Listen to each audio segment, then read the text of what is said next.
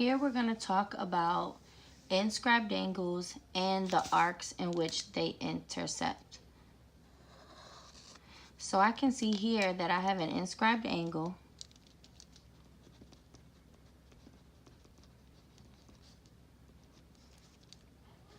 Because its vertex, which in this case is B, is on the circle.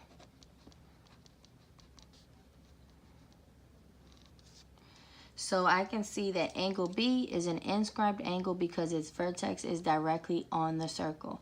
Now what happens is the legs of the inscribed angles are chords. So here I have the legs, which is from B to A and from B to C. Those are chords. And it creates an arc on the circle. And we call that arc the intercepted arc. So up here, again, we have the inscribed angle, which has a vertex on the circle. And that inscribed angle creates an intercepted arc. It's where now there's a relationship between the inscribed angle and the arc. So what you want to write here is that the inscribed angle is half of the intercepted arc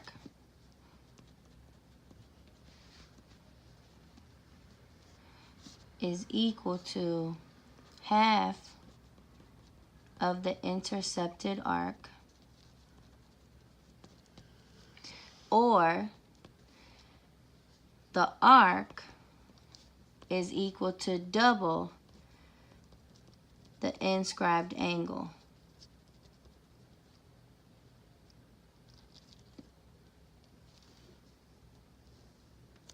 So for example, if this arc was, let's say, 50, then I know that half of the arc would give me 25.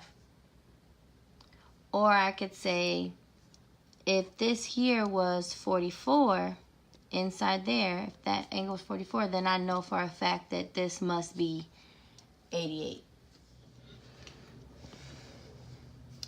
In this part of the notes, we want to just talk about certain types of inscribed angles, or just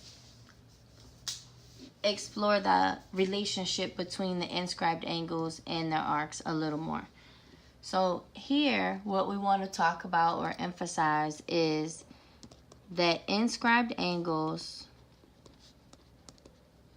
on the same intercepted arc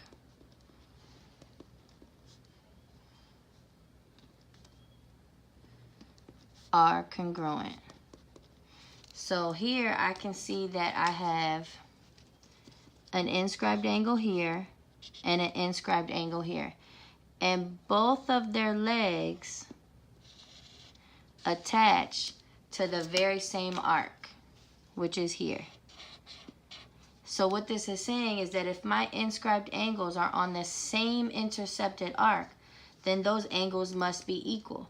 So that means that angle B must be congruent to angle D. It has to be. In this second one, I also have an inscribed angle, but I have a very special type of inscribed angle. So I can see it's inscribed because the vertex is on the circle, but I am not intercepting just a small piece of the circle. I can see here that my inscribed angle, when I follow those legs, when I follow the chords, they actually go to the edges of a diameter. Well, we know the diameter is in the middle of a circle, which means this time that my intercepted arc is 180 degrees. So I'm going to use the same rule I did before. It's still half. So that means that my inscribed angle must be 90 degrees. So what we can say here is an inscribed angle on the diameter is always 90 degrees. We're going to use the definitions from above to help us answer these practice examples at the bottom of the worksheet. So here I can see that I have a central angle right here, which is 38 degrees. And I know that the central angle is equal to the arc. So that means that this arc must also be 38 degrees. So down here when it says the measure of arc number 2, I already know that that is 38 degrees. Now what I also see is that I have angle 1, which is an inscribed angle because its vertex is on the circle. And if I follow the legs, it is attached to that very same arc. But the relationship between an inscribed angle and its arc is that it is half. So in this case, I know when I take half of 38, I'm going to get 19 degrees. In the second example, I also have another central angle here, number 2. So if my arc is 114 degrees, well, that means that my central angle is also 114 degrees. So the measure of angle number 2 is 114.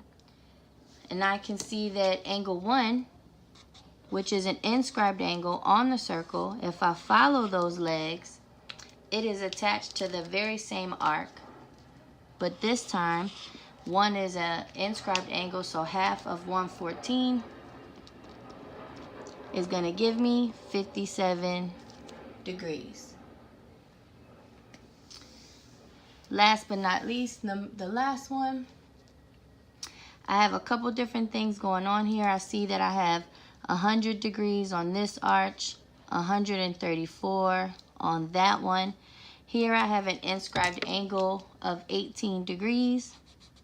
So if I double it, I should get this outside arch here, which is number 1. So 18 times 2 is equal to 36 degrees. So the measure of arc number 1 is 36 degrees.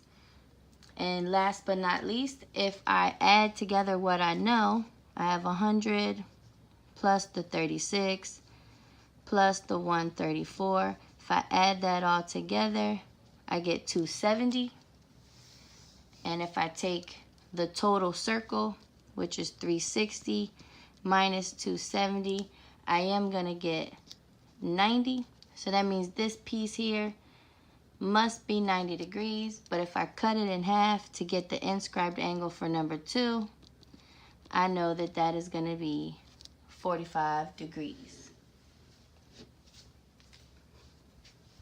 Here we're going to talk about inscribed quadrilaterals.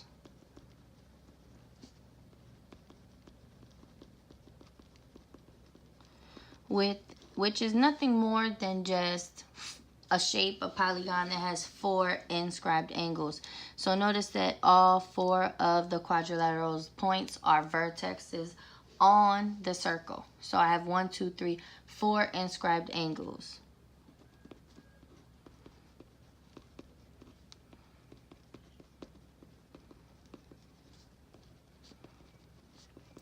Now they also have a relationship, not to be confused with parallelograms. In parallelograms, where the opposite sides are parallel, opposite angles are congruent.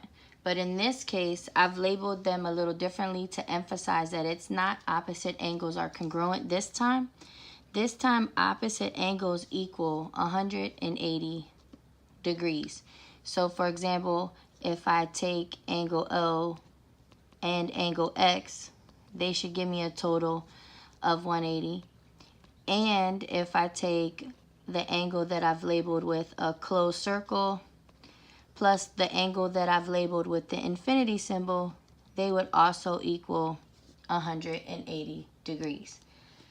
And we can use that information to help us solve some of the problems at the bottom. So here I'm going to solve for the measure of angle 1 and for the measure of angle 2 by using what I know about these opposite angles. These opposite angles should equal 180.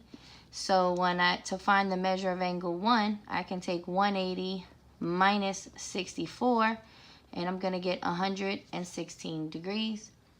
To find the measure of angle 2, I'm going to take 180 and I'm going to subtract 58. And in that case, I would get 122 degrees. In the second problem, not only do I have a quadrilateral 4 points, but I also have one of these inscribed angles that is actually on the diameter. When I follow the legs here, I can see that it's directly on the diameter. So I know right away that the measure of angle 1 has to be 90 degrees. To find the measure of angle 2, I'm going to use that rule above that these opposite angles here should equal 180. So if I do 180 minus 118, it's going to give me a total of 62 degrees. Now in this last one, it's a little visually difficult, but it's not that bad. I can see here that I have this central angle right here, which is 102.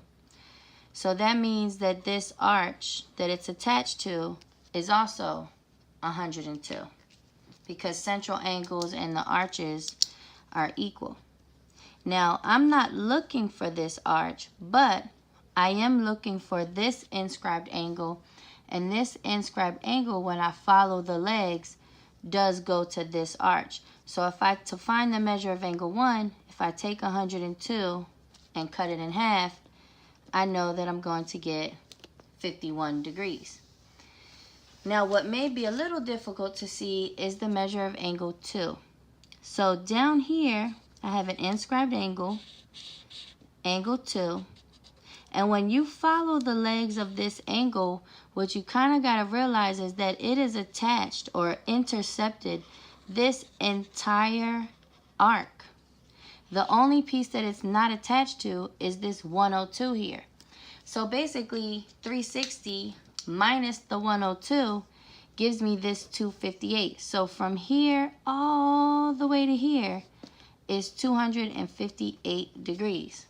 But again, since angle 2 is a inscribed angle, its vertex is on the circle, I'm going to take 258 and cut it in half, which is going to give me the answer of 129 degrees.